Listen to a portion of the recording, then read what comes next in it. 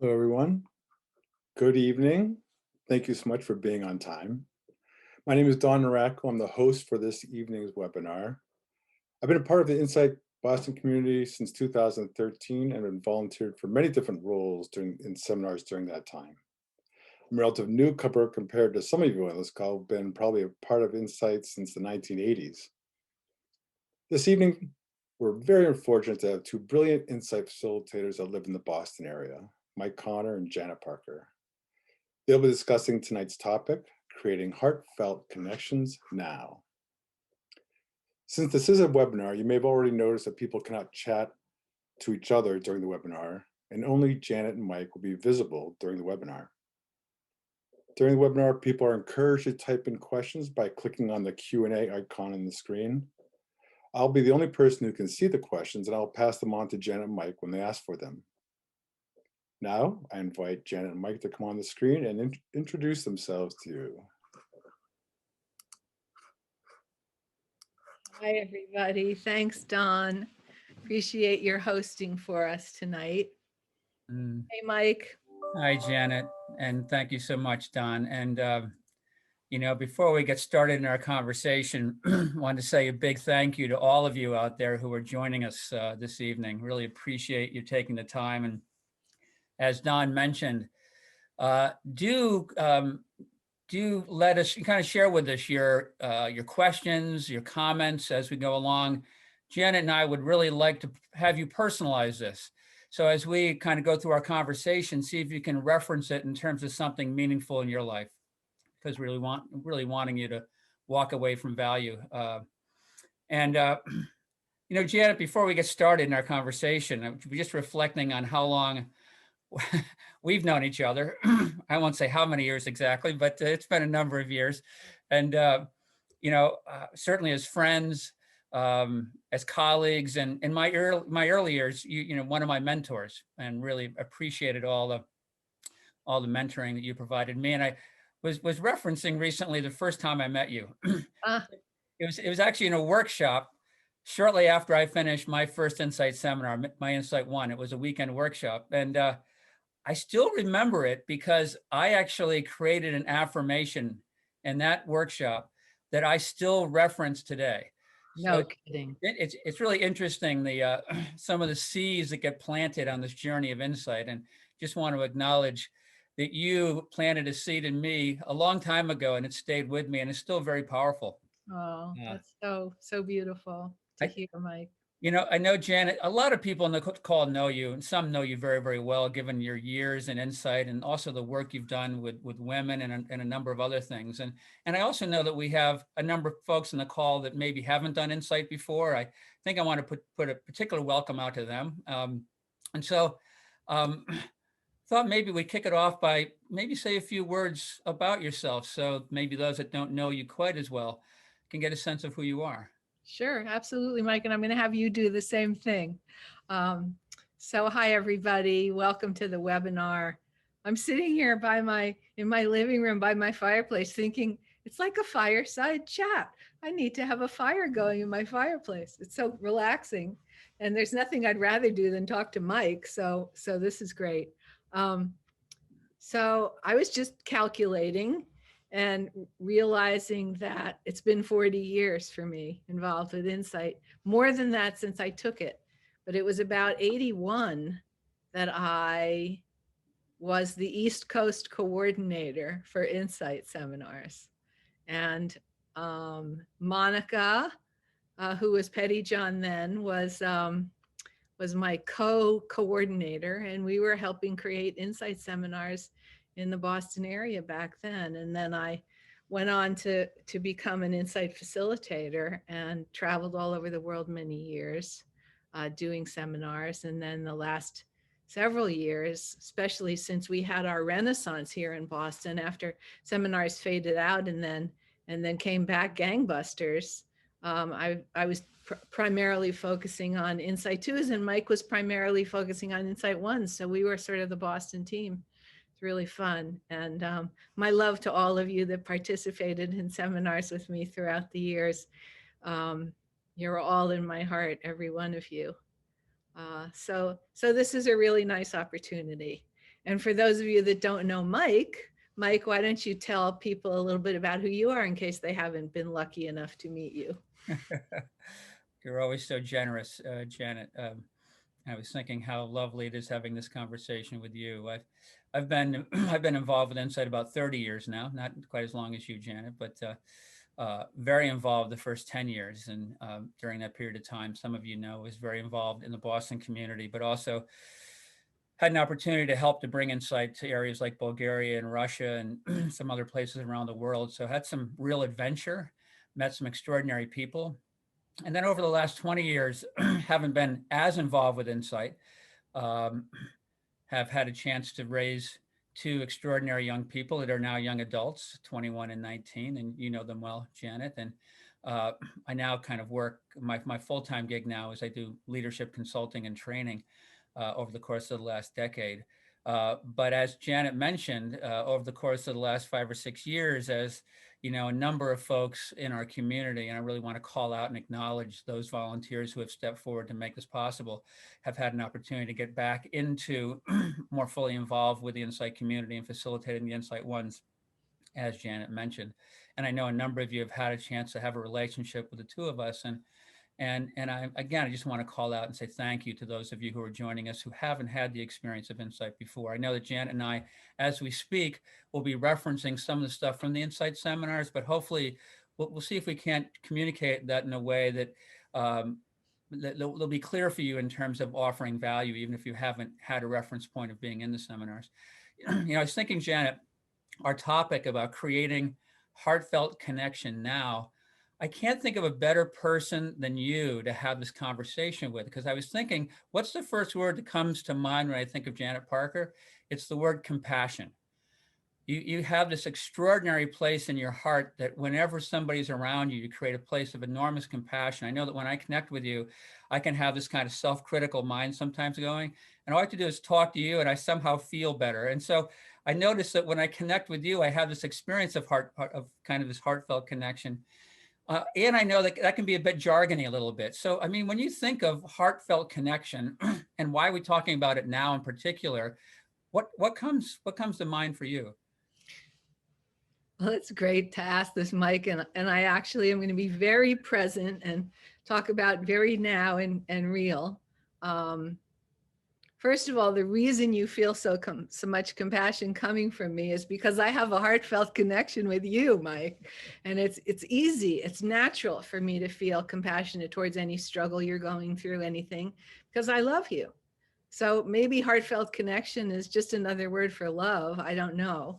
But I will say also, being very true to the moment, as I was sitting here preparing to have our conversation and Don was playing the beautiful music, waiting for the webinar to start. And I just kind of closed my eyes and went inside. And I realized, oh yes, there's the heartfelt connection we have with ourselves too. That's important to remember. I know we originally thought of this topic, Mike, because we were thinking, you know, what are people struggling with right now in this time of COVID and this wacky 2020 we've just made it through.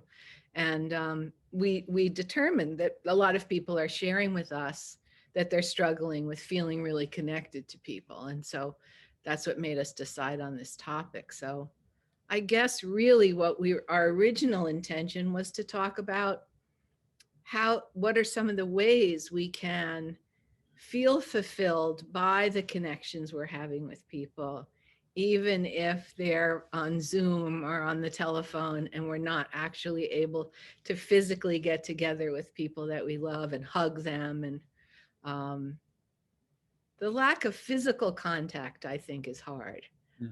I was thinking about that today too, and how the famous people workers like Virginia Satir back in the day said we needed 12 hugs a day for optimal health. You know, well, a lot of us are not getting 12 hugs a day in this time of isolation. So how do we fill our hearts with our connections to each other, I guess? What do you think, Mike? What are your thoughts? Well, I love that you started with that kind of connection with yourself, with your own heart, right? And one of the things I was reflecting on was it's kind of it's quite difficult to make a heartfelt connection with someone else if I'm actually not somewhat connected with myself. Mhm. That there is something around, and it's interesting how much we speak about, well, there's a number of tools in Insight, right? We can name a lot, but one of the things that has been coming up for me is this idea around intention, and how important it is what intentions we're actually setting. And I was thinking about heartfelt connection and doing it virtually and being separated physically and the challenges around that. And I was thinking about how often do I or do I not, before I reach out to connect with someone, actually can get a sense of what is my intention in terms of this relationship, in terms of how do I want to connect with them? Because I can oftentimes come kind of unconsciously into a communication and not pause for that moment to say, what experience am I actually wanting here? Because, we really work all the time, as you know, Janet, around really what is the experience I'm going for? And I think particularly in heartfelt connection space, if I'm working to reach out to you, particularly if it has this gap in terms of the kind of space, physical space, maybe even more important for me to pause and say, wait a minute, before I reach out and connect with Janet, or before I make this call, or even if I'm on a business call connecting with someone, can I pause to say, what's my intention here? What's the experience I'm wanting to have? And I think that helps to kind of bring me more present to the intention. And it also helps me to remember to connect back inside of myself before I kind of reach out to somebody else.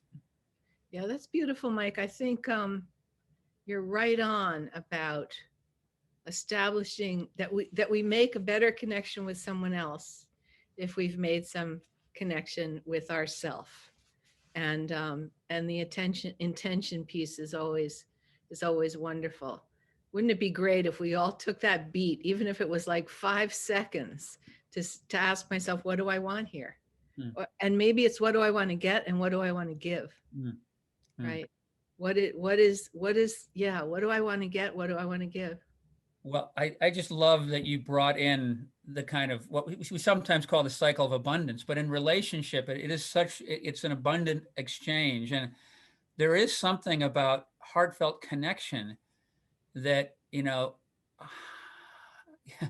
it's again, it has me reflect on what is my intention, because am I coming in to kind of get from, and there's nothing wrong with that. There's nothing wrong with I'm feeling kind of lonely or disconnected and I'd like to connect with someone. I want to experience. Nothing wrong with kind of asking for. In fact, we talk about a lot of an insight about the power of asking for something that we want.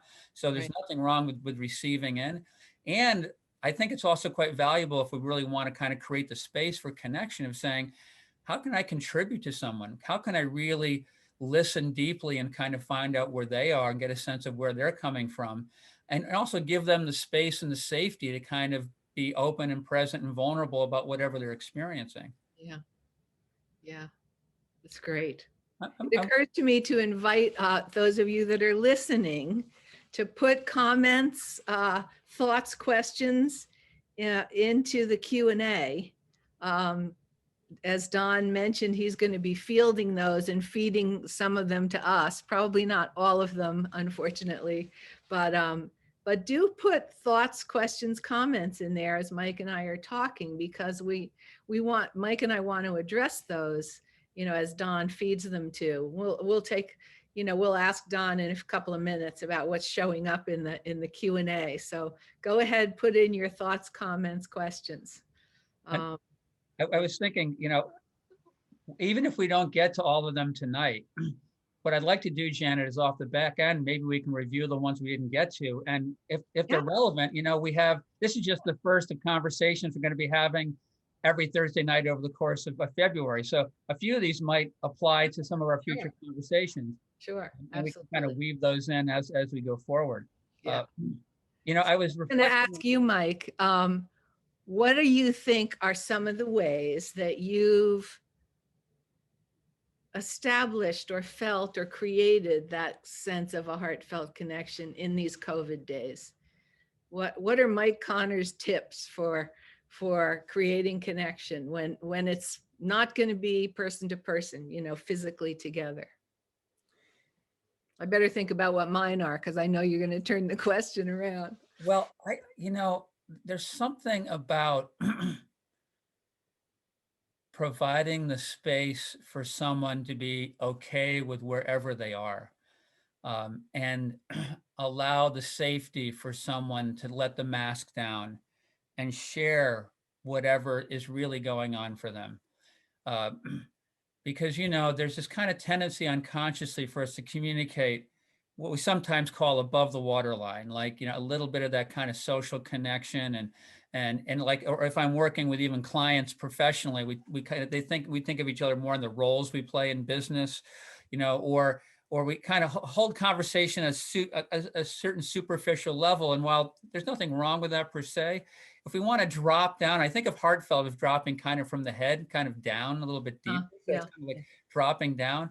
And as we drop down, it kind of gets more into, what are you really feeling right now? What really matters to you? What's showing up for you in a way that invites and creates a space for someone to share where they are?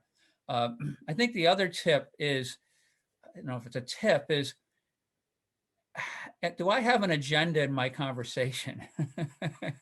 To really get honest with myself, am I wanting something from someone? And it's okay if I'm wanting it, but am I addressing that and asking that directly? Because if I'm bringing a sense of expectation or attachment to the conversation, I think we can always feel that, right? And I think sometimes we can kind of push back a little bit if we feel like someone is coming with an agenda to a conversation. So I almost have to really watch really closely to see, again, what is my intention for coming into the conversation? And that, I'll pause and come back to you in a moment, Janet, is Yeah. at the heart of all of our work and insight is awareness, right? Yeah. It's like really noticing, and I don't care how long we've practiced this stuff, for 40 years, for 30 years, for 100 years.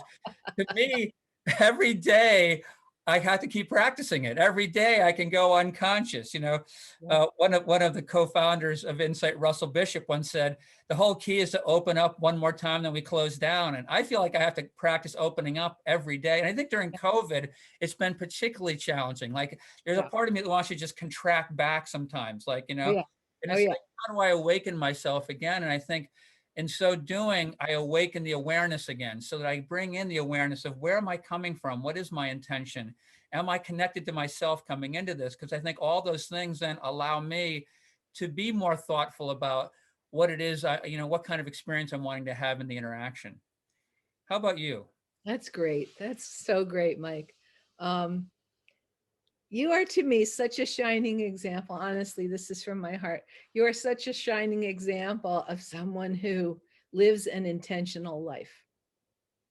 I mean, I'm realizing as I listen to you, and certainly I have to constantly work on reopening too. I mean, darn, I thought I'd be enlightened by now, but I still have to work it. And such a disappointment. I still have to do it. I still have to do it. I still have to open my heart again and open my mind again, and all of it. Have to work the tools. 40 years later, still working the tools. But I think the intention piece is lovely. I was just reflecting on some of the places that I have been feeling heartfelt connection over these last couple of months. And I'm seeing that Dawn's going to have questions to ask us in a minute, so we'll do that. And one of the places I've been really feeling it, and I thought about what's created that. I'm in a writers group. So we meet once a week on Zoom, of course, and we check in, then we write together. I mean, we write separately, and then we come back together to share what we've written. And two of the women in the group I have never physically met. I've just met them over Zoom. And then two of the women are good friends. So there's 5 of us. And I feel very deeply connected to these two women. And I think it's because they've been vulnerable. They've shared their creativity, their creations, which is a scary thing. If you're an artist or a writer, can be scary to share what you've created, because it feels like your baby, you want to protect it. And I feel probably just as connected to them as if we had met each other physically and hung out and hugged and kissed goodbye after coffee or whatever it might be. I feel just as connected to them just having met them over Zoom. But it's because of the quality of our conversation Mm. and that willingness to be open and vulnerable that they have shared. It has to do with trust. Mm. I think in a way that trust just popped into my head. Mm. Trust, like they trust me, which is an honor. And I trust them because of what they've revealed about who they are. I know I can trust them, and probably vice versa. So when we trust each other, we can connect maybe without making an edict out of it. But maybe there's a tip, look at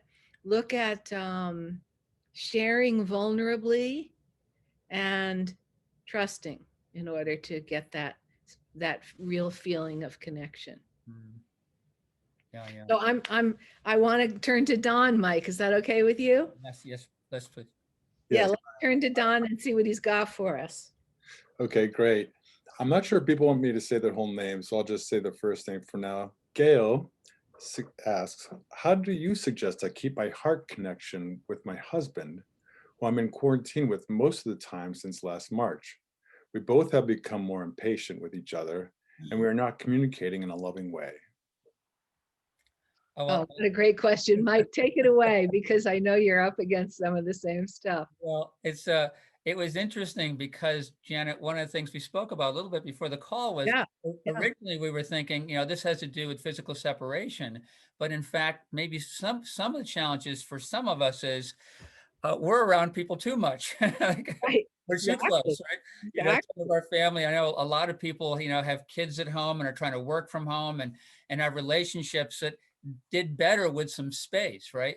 And it's almost like without that kind of space, we can get. It's almost like it's hard for us to kind of reconnect to self. Almost come back and regenerate ourselves and come back to our relationship, because I think that there is something very powerful in relationships, and we could take a whole dive down kind of a relationship conversation. Uh, I mean, I have a couple of thoughts, and Gail, I would say, or anybody who I'm speaking to around this is like, one of our previous colleagues, Barbara Knight Myers, used to say that long-term relationships are the final test of mastery. And I actually think that there's extraordinary learning in those spaces. It's not always easy learning. So I just want to bring some of Janet's compassion to, kind of being in close quarters, right? Even with people you love, or maybe even more so with people you love. And one of the things that came up for me, I don't know if it's a tip or a tool. I think one is the compassion. I think there is something about just acknowledging these are hard times. They're hard times for all of us. We'd like a little bit more space. I think there's something maybe you can speak to, Janet, around how we might create more space in terms of, how do we actually set up our time to have more space. But the thing that was showing up for me, it's interestingly enough, I know I reference it a lot in my relationship with my wife. Some of you know I've been married for 26 years, or for a long time. And is the mirror. It's not always easy to look in the mirror, but I actually have found that it's been one of the more powerful tools that we reference in Insight, which is when we look out in the world, we actually see a mirror of ourselves, or some mirroring of ourselves. And I tend to believe that one of the challenges in long-term relationships, particularly when we're close together all the time, is that the mirror gets too close. The mirror actually gets so close to me that I can't defend myself from the things I don't want to see about myself. Now, that is a high level of accountability. That's not an easy practice to do, but I have found that when I get upset, and I do, or agitated with my wife, or she gets agitated with me, I try to step back and I say, what's this about me? And I have to be careful there, because the compassion and forgiveness is really important here. If you're like me and have a self-critic in your mind, then I can make myself wrong. I can make them wrong or me wrong. But if I can bring in some compassion and forgiveness and just look at it as a learning mirror, it's like, what's getting activated inside of me? Then I can kind of take ownership of it in a way that I can begin to really look and reflect on it. So I notice that the thing that comes up for me, and then I'll pause and give it over to you, Janet, is how can I bring in some compassion for myself and my partner, acknowledging that we're human, acknowledging it's tough times. And then how can I also reference this mirror of saying, what's getting mirrored back to me that's agitating me, that I can look at inside of me and maybe do some healing with, or some balancing with, or some learning from. Janet? It's really nice. I'm thinking about one of the exercises we did in the seminars, and we'll do again post-COVID when we're back in groups of people in a room, where you say, you know, something I see in you is, and the way that's also true of me. So for those of you that aren't familiar with the mirror concept, it is something that we talk about in the Insight One seminar mostly, and sometimes in some subsequent workshops. So if you're with your spouse, it's close quarters, you're getting irritated, you're together, it's too much togetherness. I love that idea that the mirror is too close, Mike, and too constant. It's good. But I think if we could step back and say, all right, how is what they're doing also true of me? That could help us, yes, generate some of that compassion for them. The other thing I think that's probably crucial, and you mentioned it at the beginning, Mike, is that if you haven't had enough alone time, you know, with our original premise that we hit on, which is that maybe we connect with others better when we're more connected with ourselves, right? Maybe one of the issues with the people that you're trapped and quarantined with is that you're not getting enough inner time, you know, to breathe and expand and be heartfeltly connected with yourself, which gives us a perspective, I think, on who other people are, where we're not only embroiled in them, but we've sort of stepped back, breathed some space for ourselves, tuned into that expanded self and that loving heart and that universal heart, and then come back to the relationship from there. I would bet it's going to be better. So I love what you just said. You know, it's not just about kind of having some space, but it's literally having the space so we can reconnect with ourselves. And, you know, I know that you have a regular practice of meditation. You're kind of a practice you do. I know I have my own practice, and it just was interesting. I was thinking back when we were living in an apartment and the kids were young and there wasn't a lot of space. We had two little kids. We were in an apartment, and I literally would go in the closet. Like I had a chair that I'd put in the closet. Literally, that was my space. I'd go in the closet, and it was just me. Like the walls were like right here, but and I closed the door, and that was my little space where I could just, So we might need to get creative with it, but I think you're absolutely right. If I don't have that chance to connect with myself, then I can easily lose perspective with the people I'm in relationship with. yeah, that's great. Maybe All right, let's see what else Don has for us. Yeah. Great. Yeah, there's a lot of questions. Here's Well, one. What is coming up is from an anonymous attendee. What is coming up is connecting Mike's comments about intention to my business connections. Taking a beat to not just think about the end result, but to hold an intention of listening to the needs of the customer, not just from a business perspective, but from a human perspective. Very powerful. Similar with connecting with family, not just wanting to hear a voice or see a face, but to be aware and have the intention of making space to hear and feel my family members' needs. beautiful. In fact, Mike and we talked about listening. And so thank you so much for that comment and that sharing. It's wonderful because it does come down to listening. I mean, we feel most received and most connected when we feel that someone is listening to us. And it's one of the practices, one of the things I think most of us learned who have taken an insight seminar or something like it, where you work with a partner or a small group and you really listen to each other. No wonder our hearts open to each other. We feel heard. So I think, what you shared is just beautiful. And yes, with anyone on a human level, the interaction might be about business, or it might be about loving each other, or it might be about raising your kids.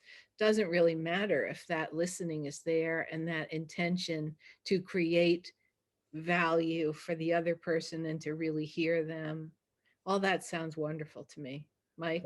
What I was noticing is that as I was listening to what was just shared there, I noticed it was connecting to my heart.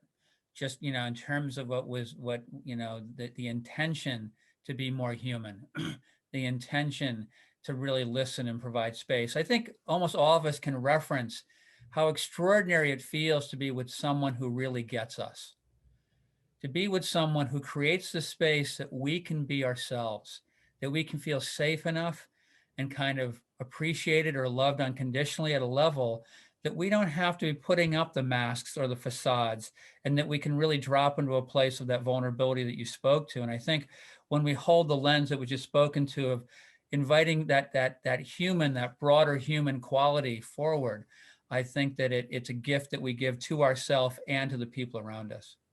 Thank you so much for that sharing. What else, Don? Okay, this is from Juliet. It's helpful to hear Mike say you felt yourself pulling back. I've noticed many people I thought would be more open during COVID, perhaps due to loneliness. Yet I've been disappointed that many people have said they felt less open and they've withdrawn into themselves. That's okay. And I've adapted, but it shows that people are always surprising. Well, I'll say this. You mentioned at the end, you mentioned people are always surprising. I think life has been always surprising. I mean, if you think about this past year, if you go back a year from now, Janet, what were our just anticipations of how we thought life would be as we came into 2020?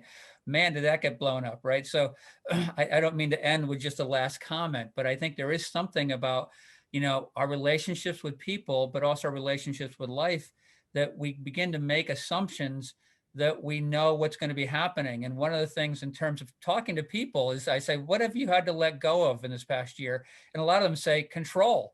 I've had to let go of control of what I thought I had control over in life. I think the one other thing I'll comment on, and I'll invite you, Jan, to share is, you mentioned that I have had times when I've wanted to pull back. And I think, I don't want to say this, I think a little of compassion is recognizing that we're part of something much bigger that's happening right now. The whole COVID thing and a lot of what's happening on the planet, and having gone through some of the stuff we've gone through politically, not just in the US, but around the world. And I don't know, there's just a lot happening right now. And I'm a big believer that we are connected into all of that on some level. And I know you do too, Janet, that, that the great illusion of life is that we're separate.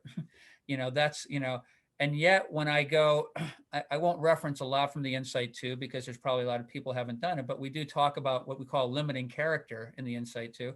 And when I go into my limitation, one of the things is I can feel separate. And so I think the part of me that wants to kind of pull back or check out is the part sometimes it just feels that I can feel separate. And I think this time, particularly as you mentioned, we're not getting the 12 hugs a day. We're not getting out and connecting as much. And I think it can kind of, I'll speak for me, it has sometimes created a place where I almost want to pull back in further into myself and just almost check out. Yep.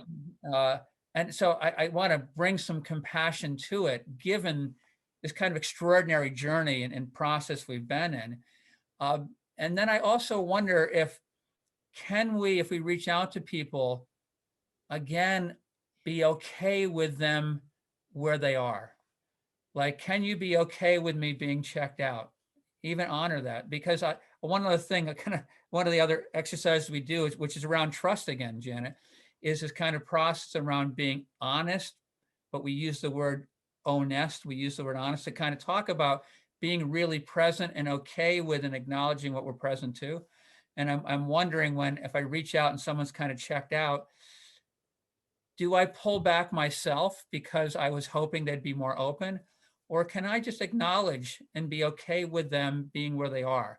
It's not always easy to do, but something else that shows up for me. How about you? It's interesting. I'm just listening. It always happens when we have a conversation with anyone we love. We listen and then our thoughts come, whatever. I don't mean to sound like devil's advocate.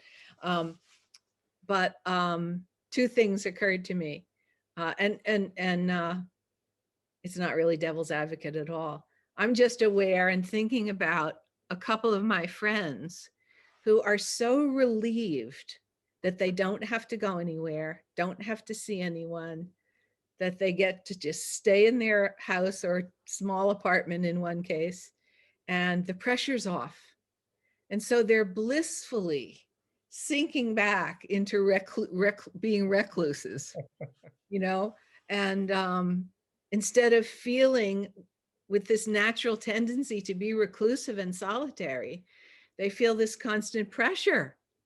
Like, I should get out, I should do more. People are always asking them over and stuff, and they have a perfect excuse now. So I think, Juliet, there might be some people in your life who are natural born recluses and are just happy to be able to do it without any pressure right now. Or, as I think also I was thinking, Mike, that people feel vulnerable now a lot, I think, with this whole landscape that's been going on for the past year of, a pandemic. I mean, for God's sakes, we've been in a pandemic. People are dying. It's really scary. So the level of fear, I think, is very big for a lot of people.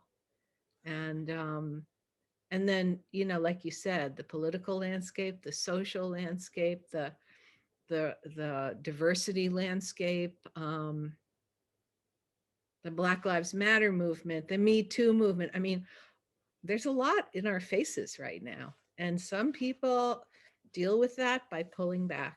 So God bless them. We all do what we have to do. One more quick comment. I love what you shared, and then we'll go to more questions. What's been really interesting about this journey is working to make the distinction between fear, valid fear, and the fear we sometimes talk about in insight, which is that kind of fantasized expectations appearing real, like being afraid of our own thoughts. Yep. And this has been a really interesting journey for me. You know that my wife is a healthcare worker. I've been quite close to this in many ways. And so really trying to process, you mentioned the pandemic, people are dying, people are in, and in many cases, I've been pretty close to it. And many of us have, is how do we make the distinction between what's valid fear and what's my self-talk around fear? And I don't have an answer to that. That's really an inquiry I've been holding. Yes. So so when is fear valid? And when is fear fantasized expectations appearing real? And I don't have an answer to that either. Because, we've all had some pretty scary things happen to us. I'm sure many of you that are listening have. I certainly have. I know you have, Mike. So sometimes the scary shit happens. Maybe it's a matter of, maybe we should have a conversation about fear. But maybe I think finding the distinction it is an interesting line of inquiry, self-inquiry. Is it right to be afraid of the pandemic? Yes. We just had our dear, dear, dear friend Jacob pass from an accident a few months ago, out of the blue. And so do you be afraid to go out of your house and, into traffic? I don't know. I don't know the answer. But I think there's something we need to do as human beings. And I'd be interested in comments or questions off of this. There's something we need to do about distinguishing between things that we really need to be afraid of and things we don't really need to be afraid of. But I don't know what the distinguishing factors are. Well, yeah. So it's interesting. And then, well, I'll share one more thing, and then I'm sure we'll want to come back to a few more questions. Is, we might be moving away from connection on this a little bit from our topic, but it's hard not to weave. All right, it's a conversation. I know that you do have your own ways. Like I'm kind of constantly checking my sense of intuition around things, right? And it's not just mine, but it's like I have this little traffic light, imagined traffic light inside of me, which is green, yellow, red, right? And so literally when I'm about to do something, I'll close my eyes and I'll say, and if it's green, it's like, and 95% of the time it's green. Like it's not there to really stop me very often, but every once in a while I'll get a yellow, which means wait, just pause, check this out a little bit before you move forward. Rarely do I get a red, but a red means stop, like don't go here, right? But I noticed that I have used that for years and years and years, and I really trust it. I like it. So it's a way for me to kind of almost make a little bit of that distinction about, is this safe or not safe? Where should I go with this? But just a little example. Reminds me of a dear friend I have who he would call it checking in with spirit, Mhm. but it's like that. Red, yellow, green. I love that. He'll literally, like when he's following directions, he'll stop and check in and ask spirit which way to go, things like that. He's been a practicing Sufi for many, many, many years. So Yeah, and checking in with spirit, our version of insight would be checking with your master teacher, right? From our right. from our Yes, agree. sanctuary process in the That's insight right. life. That's right. Shall we go out for Okay, some more? Don, give us another one. Sure, I have a couple comments, Yeah, good. right? Monica Steele mentioned trust is essential for connection in relationships. Lynn Yeah. Thomas mentions it seems that vulnerability and openness are key ingredients to feel connected. Mhm. And a Yes. good friend of ours, where'd she go? Where'd that? Let's take it right there. I missed one. So trust, vulnerability, and openness. Yeah, well, it's really interesting. I really want to acknowledge you coming back to trust, because Janet, you had referenced it and brought it forward, and um, I think so much of what we do in Insight, and then what we do in the room, obviously, is really uh, all designed to be practiced in our life, right? And I think one of our core intentions in the room is to build a space of trust. And so many things we do, I think, are intended to do that. And I think it's spot on in terms of the reflection around how do we bring that out of the seminar room and into our life. I oftentimes will share with people when I do my leadership training. I said, you're a little walking culture. You're a walking environment. So when we move through life, we don't have to say or do anything. People can kind of pick up, is this a safe space, or should I can I move closer and move further away? You know, is this a space that I feel like uplifted in, or do I feel like I should, somehow? So that kind of consciousness that we hold, how can I create kind of in me that space that naturally brings trust, and then demonstrate that in terms of some of my communication with the people with me. Yeah. Any bills you have on that? No, it's great, Mike. It's really great. Let's hear some more from some other people. Sure, this is from our friend Antoinette. I found it. Mhm. So good to see you both. You know, I love each of you. I find that my mind, my imagination, my judgment can interfere with my ability to connect. It's not the fear of COVID, but the increased belief that what and who I thought I knew was true was not true and not valid. And I don't trust or know what to believe. How can I trust and have friendships when I don't know where the people are really coming from? Mhm. Mm. Oh, my heart goes to you, darling, and well said. It's got to come back to trusting ourselves. It's got to come back to that, because when we can really trust ourselves and who we are and know who we are as much as possible, and I guess I mean that in somewhat of a spiritual way, know our essence, then it doesn't matter whether other people are trustworthy or not, because we've got a solid foundation inside ourselves.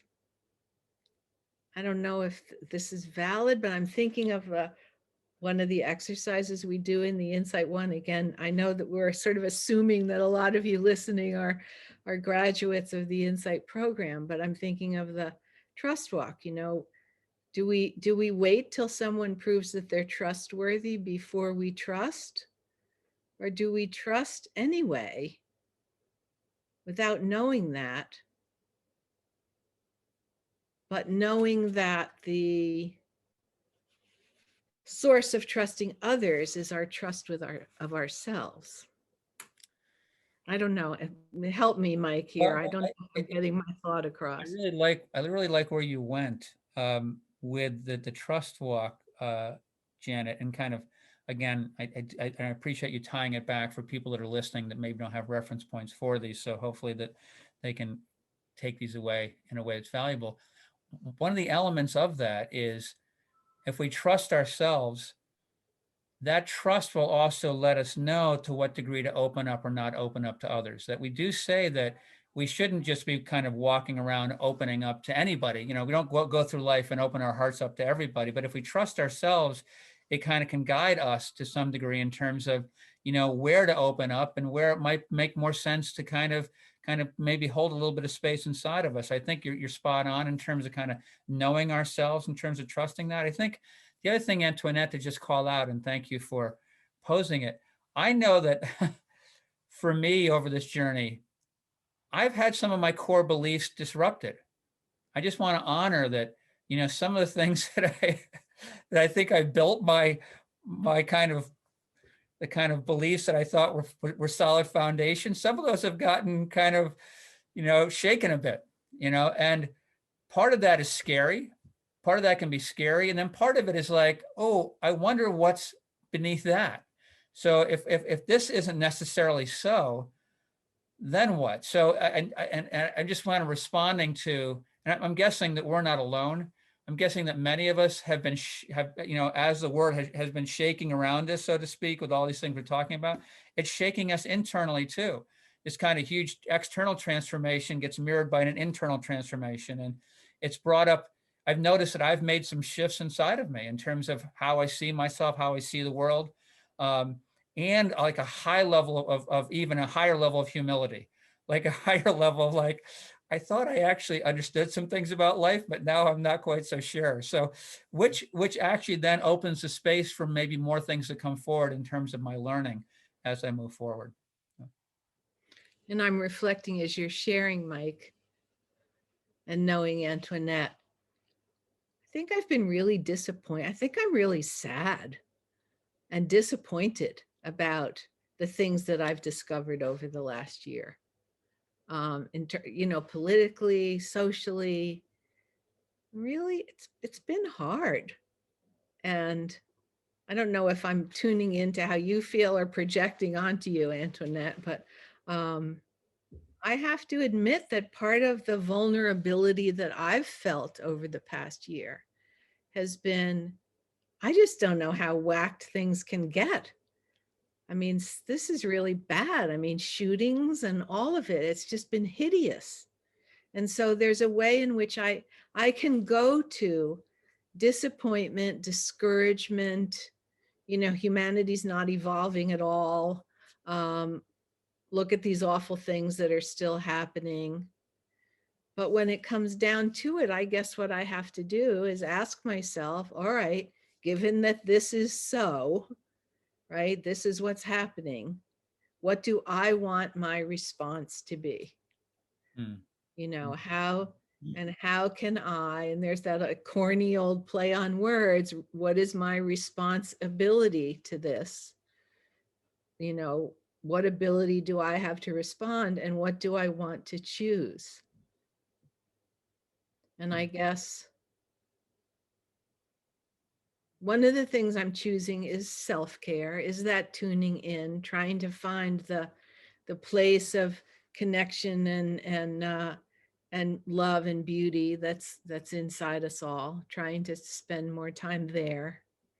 I guess it's like, do I choose the pot? Do I choose the glasses half empty, or do I choose the glasses half full? Well, I love that. I know it's a corny saying, but I love that you went there, Janet. Like we, you know, we don't have a lot of control necessarily around, you know, maybe what happens outside of us, but, you know, just a referencing that we do have the power and the ability to respond and choose our response to something. Now, again, I bring in compassion because we're human. And so, I mean, you know, we talk about the difference between reaction and responding. And I know that I can be quite reactive sometimes, particularly in these areas where there's a lot of pain, right? Yeah. There's a lot of pain, a lot of injustice. And, you know, we can get angry about it. I can get angry about it. And maybe angry is not a bad response, you know, and just, you know, and I don't know. I think this is, I try to bring in hopefulness. Hopefulness. I mean, I try to bring in hopefulness in terms of, I'm going to reference kind of the micro process of insight where we bring stuff to the surface. And sometimes we say, as we're drilling down, as we're peeling the onion or kind of getting to our heart, because our journey and insight, as you know, is one of, we kind of peel through the ego levels, right? The stories and the fears and the various things, the layers that we've created on in a journey to connect to the essence of who we are, or what we call our heart. And we sometimes say, as we're doing that journey, we go through some crap, right? Like some of the mud and dirt and stuff comes flying off, and it's not nice to look at. And where I try to get hopeful, and it's not always easy, is this the crap?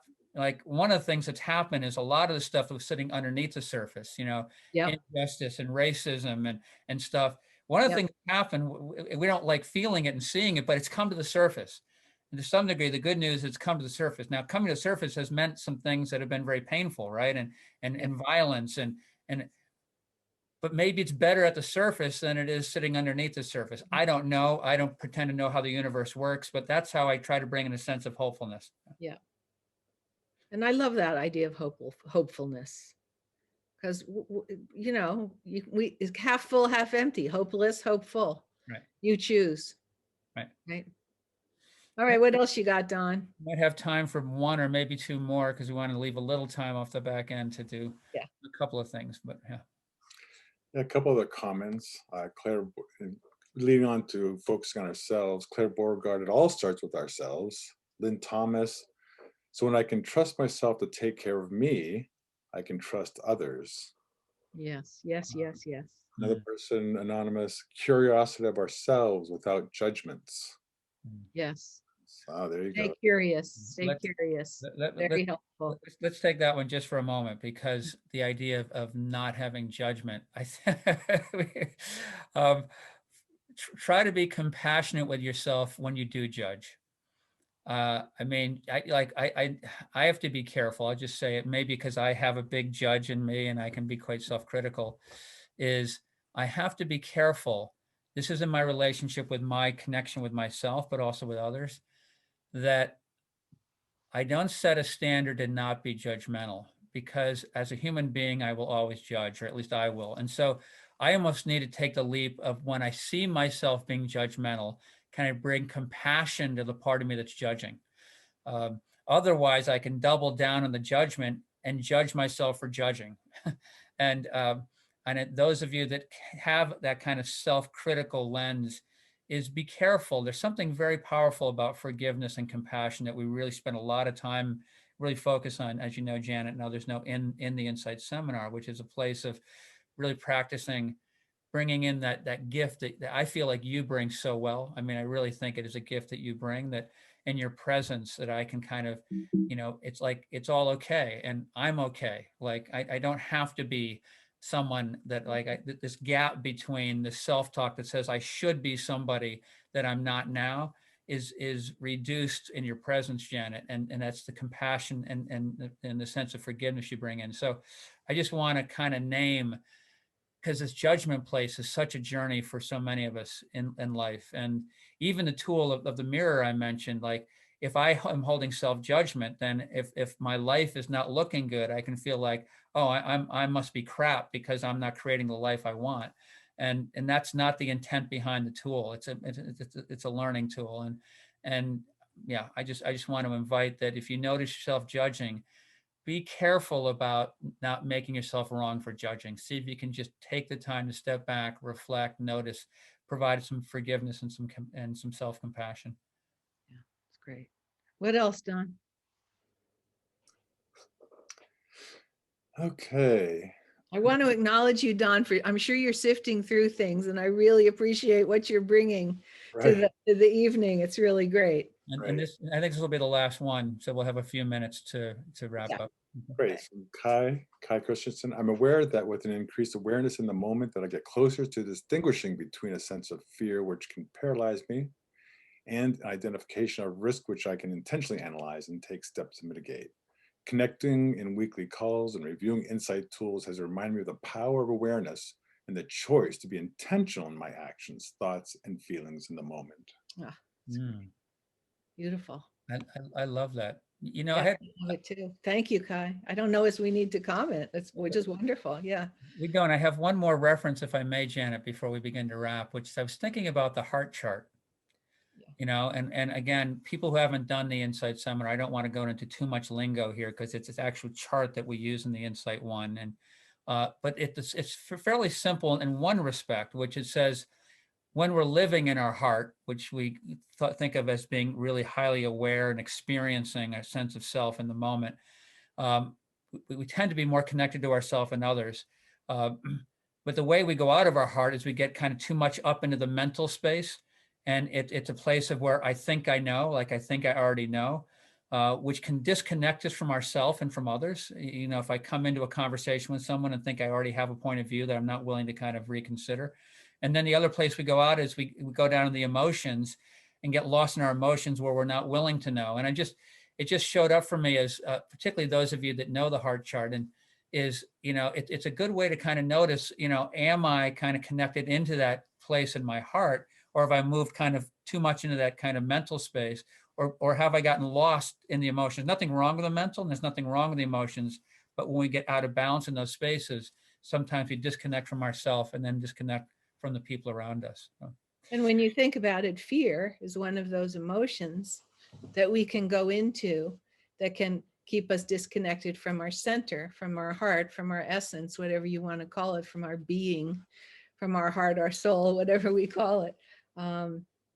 So then that's, you know, work to get back into the center. And that should just bringing it back to our discussion about fear. When we can come back to our essence, to our center, to our heart, we're not going to be dragged further and further away by fear. Yeah. So wonderful comments and questions and sharings, everybody. Thank you so much. yeah, it really wanted, and Janet, thank you so much. I've loved having the conversation. Yeah, same, Mike. Don, maybe we can take just a couple of minutes before we wrap up to share a little bit about some of our upcoming conversations, as well as some of what's happening in the Insight community. So if people would like to engage, we can do that. Maybe we can bring that slide back up if that's easy to do. Or you can join us on the screen, Don, whatever you want to do. You know, because as you know, or as you may or may not know, I mean, this is the first of 4 conversations Janet and I will be having. And Janet, do you remember what next week's theme is without looking? I don't, not without looking. It's the whole theme of, you know, what happens when our best laid plans fall apart. There it is. You know, and you know, just, you know, as Janet and I were talking about themes, we're thinking about what's really relevant right now. And this comes in a little bit to some of what we're talking about in terms of the disruption we've experienced. And what do we do, not just with COVID, right, Janet, but also, you know, we make plans and sometimes, oftentimes those plans don't happen, or if something breaks down. How do we work with that? That's next week. And then the week after that is what, Janet? Expanding compassion. Thank you, Mike, for acknowledging mine so much. I feel like I'm just a mirror in this regard to you, but yeah, we're going to talk more about compassion, having compassion for ourselves, and compassion, approaching the world with a compassionate heart. And I think our conversation tonight, because who knows where these are going to go once we start, brought up some of what we'll talk about then. But bring your thoughts and feelings and questions on the 18th around expanding compassion. And then I do want to remind people that this is being recorded, and I'll be able to hopefully send it to everybody who has registered, because everybody who registered couldn't get on. So we will have a recording, and I'll send it out to those who've registered. Great. Thank you, Don. And just wrapping up, our final session will be on the 25th, making meaning in a new world. So what is, we even talked a little bit about that as well, Janet, tonight. And yeah. The other thing I just want to mention is, and Don, maybe you can speak to this, is, Don and Carol, 2 of our leaders of our community, have been leading. It's really very, very connected to our theme tonight. Regular Monday night sessions in terms of creating heartfelt connections with members of the community. Don, do you want to just speak briefly about that? Absolutely. Thank you. The Monday night Loving Connection calls are from 7 to 8 p.m. on Monday evenings. And what we do is we take tips and tools that, Mike, that you had created a list of 100 tips and tools from the Insight One seminar. And we take 2 tools per Monday evening and we share about them. Everybody gets a chance to say something if they want, they don't have to. And there's no comments or feedbacks or judgments. Everybody gets to share and everybody else listens while someone else is sharing. Everybody listens with an open heart. It's very welcoming, it's very safe, very supportive group of people. And you can find that link by going to the insightboston.org website up on the right, and you'll see a link to it. It'll give you more information and a way to join. Thank you, Don, and thank you for providing that service to our community. And I just want to say before we go, and I know we're due to stop any time, I just want to acknowledge again, Don, the whole leadership team. Help me if I forget anyone. Casey, my daughter, created this beautiful screen for us. She's helped with this. Anna, Carol, Robin, Pam. Yeah. Who else? Anyone else I'm forgetting on that leadership team? Yeah, thank you to them and to everybody who's helped to make this community possible. And I also, if you want more information, you can also always go to the global website at insightseminars.org, because they also have some nice offerings that can connect you into both those of you who have taken the seminars and those of you who haven't. So Don, I want to say thank you. Janet, it's been a pleasure. I look forward to connecting again next week. And we'll continue having a lot of fun and hopefully engaging with the rest of you in this wonderful conversation. Great. Bless you all. Have a great week. Good night, everybody. Good night.